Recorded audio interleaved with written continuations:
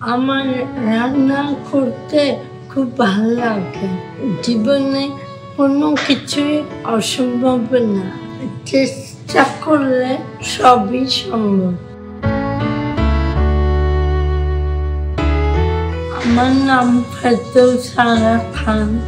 আমি বারিধারা ডিওএইচএসে থাকি। আমার 2 ছেলে মেয়ে। ছেলে কানাডায় থাকে, মেয়ে এখানেই থাকে আমার সঙ্গে।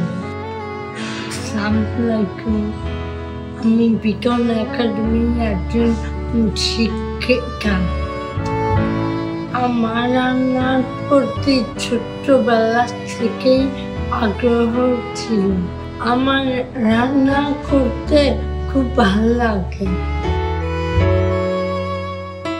জীবনে কোনো কিছুই অসম্ভব না, চেষ্টা করলে সবই সম্ভব।